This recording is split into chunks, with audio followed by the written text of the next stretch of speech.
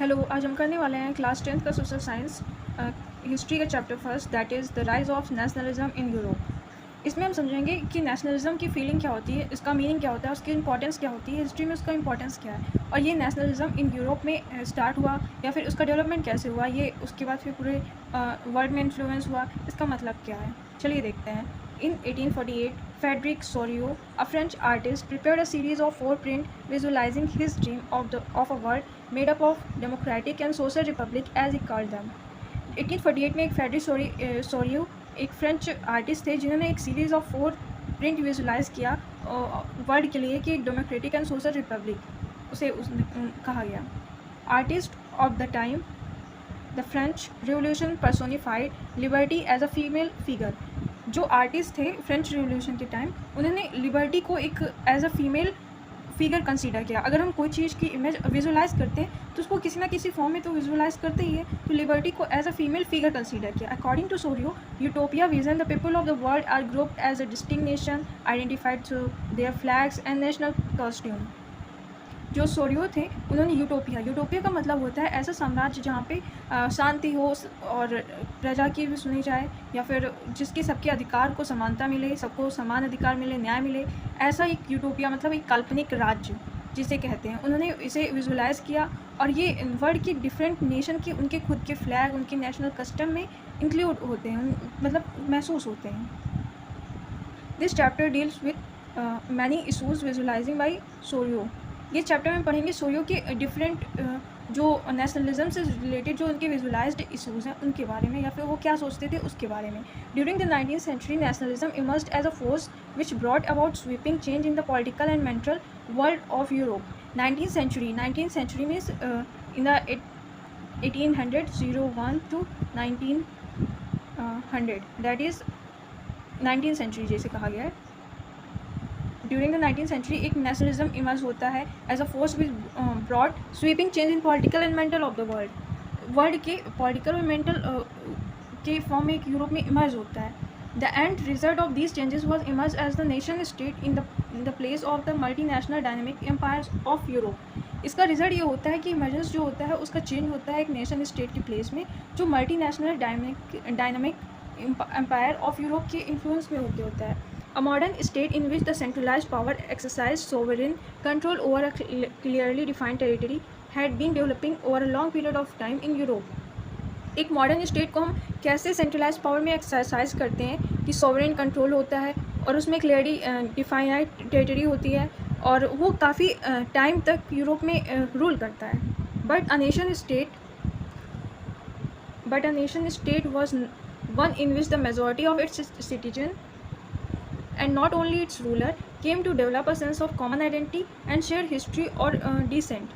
This chapter will look at the diverse process through which nation-state and nationalism came into being in the 19th century Europe.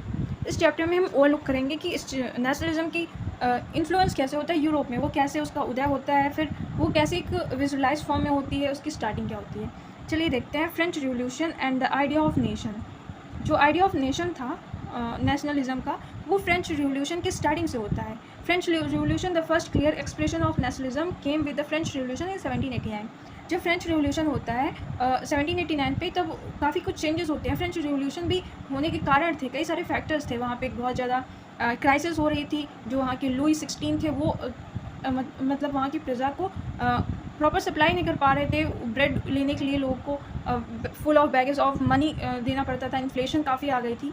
ये सारे reasons हैं French revolution के, और इससे develop होता है nationalism. The political and constitutional changes that came in the wake of the French revolution led to the transfer of sovereignty from monarchy to a French citizen. French revolution जब होता है उसका outcome ये होता है कि जो मोनार्ची थी जिसे वो फ्रेंच के सिटीजन में ट्रांसफ़र हो जाती थी। मतलब पहले राजा ही सब कुछ होता था और वो जो चाहे वो कर सकता था। लुई 16 ने जैसे किया, और उसके जो फ्रेंच रिवोल्यूशन है उसके बाद उन लोगों ने कहा कि हमें अपने अधिकार चाहिए, हम अपना कॉन्स्टिट्यूशन बनाना चाहते हैं, हम रिपब्लिक स्टेट होना चाहते हैं, हमें अपने राइट्स चाहिए। तो वहाँ जो ट्रांसफ़र ऑफ पावर हो गई वो फ्रेंच सिटीजन के पास ट्रांसफ़र हो गई।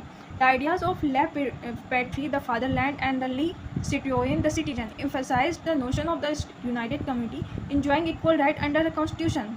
वहाँ पे जो आइडियाज़ उभरे हुए थे फादरलैंड एंड सिटीजन की, ज़्यादातर नोशंस ये सिग्निफाई कर रहे थे कि लोग वहाँ पे अपने इक्वल राइट्स के अंदर कॉन्स्टिट्यूशन में फ्रेमवर्क हो। The state general was elected by the body of active citizen and renamed the national assembly. पहले हम फ्रेंच रिवॉल्यूशन में देख चुके हैं कि 4 स्टेट होते थे, क्लर्जी, नोबल एंड फिर लास्ट में आते थे जो कॉमन होते थे, मर्चेंट होते थे। वो इस स्टेट जनरल को रीनेम कर दिया गया था नेशनल असेंबली के through. Internal custom dues were abolished and a uniform system weight of a measure of adopted. जो इंटरनल कस्टम ड्यूटीज़ थी, उन ड्यूज़ थे, उनको अबॉलिश कर लिया गया, एक यूनिफॉर्म सिस्टम को फिर से अडॉप्ट किया गया था। The revolutionaries further declared that it was the mission and the dignity of the French nation to liberate the people of Europe from despotism. Students and other members of educated middle classes began setting up Jacobin Club. Their activities and campaigns prepared the way for the French armies which moved into Holland, Belgium, Switzerland and much of Italy in 1790s. The French armies began to carry the idea of nationalism abroad. ये जब वो हुआ कि French revolution हुआ, कैसे वो उभरा, then वहाँ के जो एजुकेटेड मिडिल क्लास थे उन्होंने जैकोबिन क्लब क्या होता है कि वहाँ पे एक असेंबली टाइप की होती है, जैसे हमारे पार्लियामेंट है, वैसे वहाँ पे जाना स्टार्ट कर दिए थे। और जो कैंपेन थे वो फ्रेंच आर्मीज़ की तरफ मूव कर रहे थे, होलैंड, बेल्जियम, स्विट्ज़रलैंड और बहुत से इटली के एरियाज़ में भी। French armies began to carry the idea of nationalism abroad. जो फ्रेंच आर्मीज़ थी नेशनलिज्म को एक बहुत ही बृहद स्तर पर फैलाना चाहती थी। Through return of to monarchy, Napoleon had no doubt destroyed democracy in France, but in the administrative field he had incorporated revolutionary principles in order to make the whole system more rational and efficient. जो Napoleon था उसने return में monarchy था, लेकिन वो जो administrative field थी उसको इनकॉर्पोरेटेड रिवोल्यूशनरी फील्ड के ऑर्डर में होल सिस्टम को बहुत रैशनल एंड एफिशिएंट बनाना। The civil code of 1804 usually known as Napoleon code, ये आपके पेपर के पॉइंट ऑफ व्यू से इंपॉर्टेंट है कि 1804 को क्या कहा जाता है। इसे नेपोलियन कोड भी कहा जाता है। Did away with all privilege based on birth, established equality before law, secured the right to property. Napoleon simplified administrative division, abolished the feudal system and freed peasants from the serfdom and manorial dues.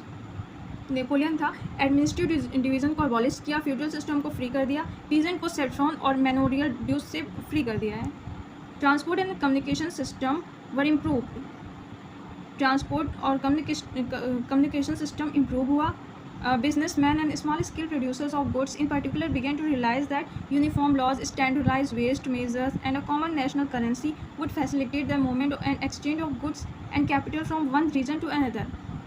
Businessmen और जब किसी भी country का या फिर किसी भी nation का ट्रांसपोर्ट और कम्युनिकेशन सिस्टम इम्प्रूव होता है तो काफ़ी चीज़ें इंप्रूवमेंट हो जाती हैं। बिजनेसमैन और स्मॉल स्केल बिजनेसमैन अपना बिजनेस ग्रोथ करते हैं। अगर एक कॉमन करेंसी हो जाती है तो हमें बार्टर सिस्टम को नहीं अपनाना पड़ता है और एक यूनिफॉर्म लॉ हो जाता है, स्टैंडर्डाइज्ड वेट मेजर हो जाते हैं।